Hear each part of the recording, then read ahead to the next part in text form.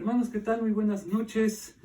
Sean bienvenidos a esta nueva clase, la clase número 4 de esta lección 3, que es el ayuno. Finalmente vamos a dar por terminada esta lección con la segunda parte de la clase anterior, que viene siendo propósitos del ayuno. Vamos a ver la parte 2 de esta clase. Y si no me recuerdo, les mencioné que existen 7 propósitos grandes por los cuales podemos ayunar. Hoy vamos a tocar los últimos 4. Así que permítanme empezar esta clase recordándoles que siempre que ayunemos debemos tener un propósito en mente, ya que el ayuno no puede algo en sí mismo, sino que va a ayudarnos, es una herramienta a sujetar la carne y a tener un panorama espiritual más amplio. Cuando ayunamos obtenemos dirección espiritual del Señor, y esta dirección se da en el sentido del propósito que se persigue. Antes de tomar una decisión importante, se recomienda ampliamente ayunar para obtener el consejo de Dios para el asunto. Jeremías 33:3 dice: clama a mí y yo te responderé, y te enseñaré cosas grandes y ocultas que tú no conoces. Con eso tengo para decirles todo lo que mencioné hace poquito. La semana pasada recuerden que vimos quebrantamiento, arrepentimiento y fortaleza. Hoy vamos a estudiar los siguientes 4 propósitos que pueden orientarlos a ustedes a tener un objetivo al ayunar. Y empecemos con revelación.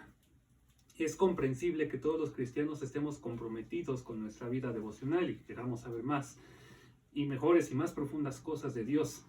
La mayoría de nosotros no solo queremos una palabra que va al conocimiento, sino las palabras que tienen sustancia y peso.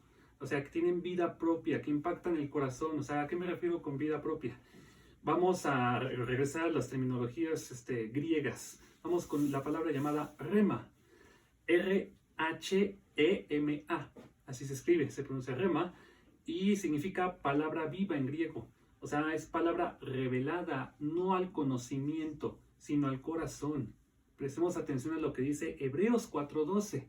Dice: porque la palabra de Dios es viva y eficaz, y más cortante que toda espada de 2 filos, y penetra hasta partir el alma y el espíritu, las coyunturas y los tuétanos, y discierne los pensamientos y las intenciones del corazón.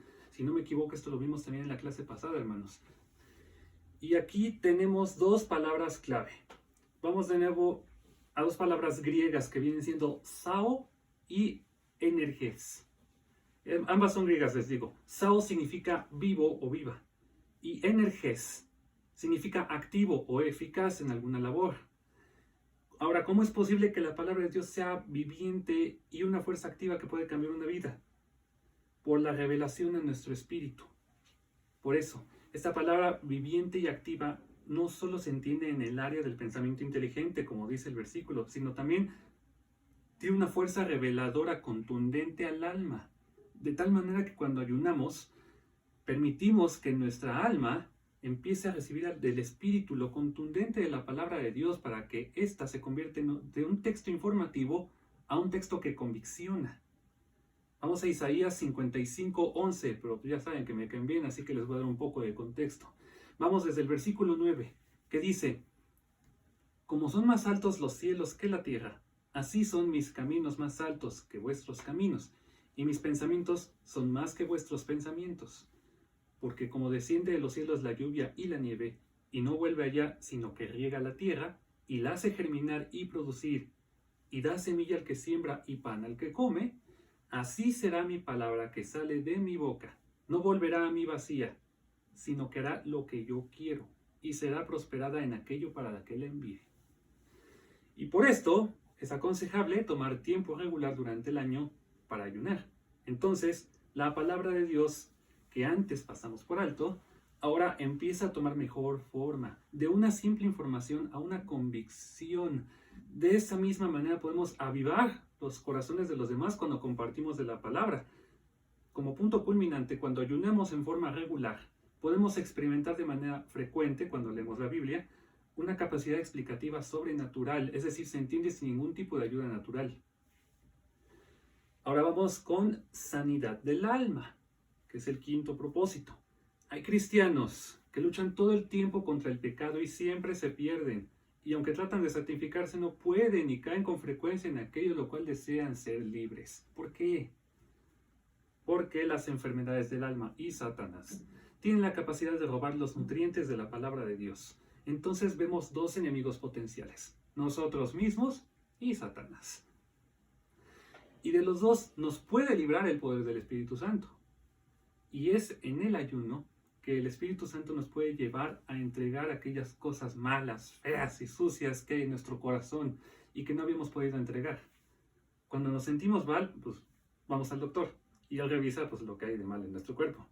Pero el Espíritu Santo es quien revisa y sana las heridas del alma. Y hasta ahora hemos podido discernir que las enfermedades espirituales hacen de los cristianos gente indisciplinada, sin visión, que no conocen de las conquistas espirituales, por lo cual de cierta forma eso nos vuelve perdedores.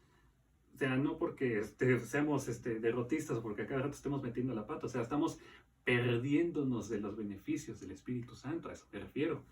Hay cristianos que conocen la verdad de la palabra y pueden decir que es genuina, sí, pero en su vida hay ataduras, hay yugos, maldiciones, opresiones, fortalezas en su mente que les impiden tomar en serio y vivir la palabra de Dios predicada. Y las ataduras, los yugos, las maldiciones, opresiones y fortalezas solo pueden ser quitados con el poder del Espíritu Santo en cuanto se las entregamos al Señor. Vamos a Gálatas 5:1 rápidamente. Este versículo dice: estad pues firmes en la libertad con que Cristo nos hizo libres, y no estéis otra vez sujetos al yugo de esclavitud.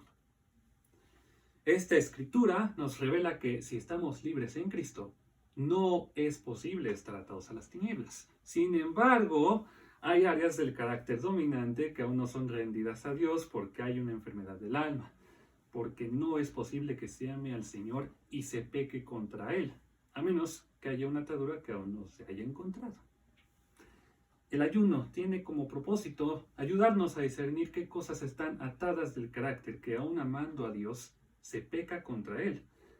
En el ayuno se van descubriendo lugares inexplorados del corazón, donde hay raíces que nunca fueron arrancadas, sino fueron más bien podadas.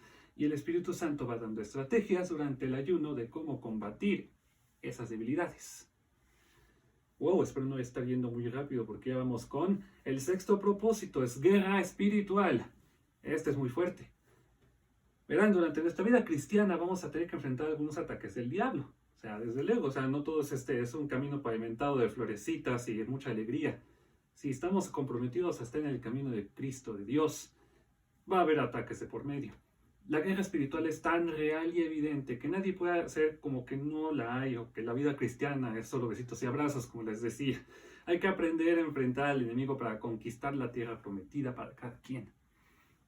El Espíritu Santo nos llevará paso a paso a identificar cuándo es un problema de sanidad o cuándo es un ataque del diablo. Para eso debemos ayunar. En el ayuno nos es revelado el equipamiento mínimo para ganar y hay 5 principios a cuidar: la santidad, el conocimiento revelado, el conocimiento de los atributos de Dios, la autoridad que me dejó Jesucristo y la esfera del mover del diablo. Si no tenemos esos atributos mínimos para la guerra espiritual, entramos con más posibilidades de perder que de ganar.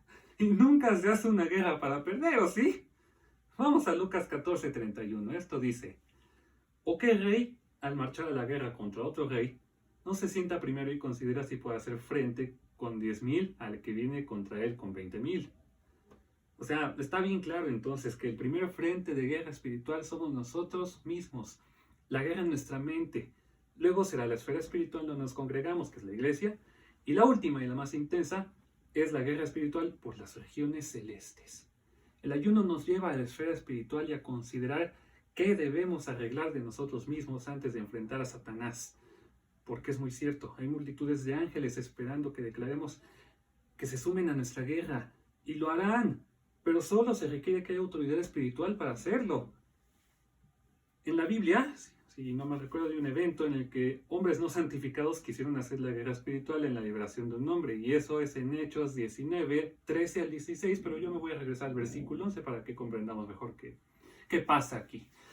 Dice: y hacía Dios milagros extraordinarios por mano de Pablo, de tal manera que aún se llevaban a los enfermos los paños o delantales de su cuerpo, y las enfermedades se iban de ellos, y los espíritus malos salían. Pero algunos de los judíos, exorcistas ambulantes, intentaron invocar el nombre del Señor Jesús sobre los que tenían espíritus malos, diciendo: os conjuro por Jesús, el que predica Pablo. Había 7 hijos de un tal Esceva, judío jefe de los sacerdotes, que hacían esto. Pero respondiendo el espíritu malo dijo: a Jesús conozco y sé quién es Pablo, pero vosotros, ¿quiénes sois? Y el hombre en quien estaba el espíritu malo, saltando sobre ellos y dominándolos, pudo más que ellos, de tal manera que huyeron de aquella casa desnudos y heridos. Así de poderosa puede ser la guerra.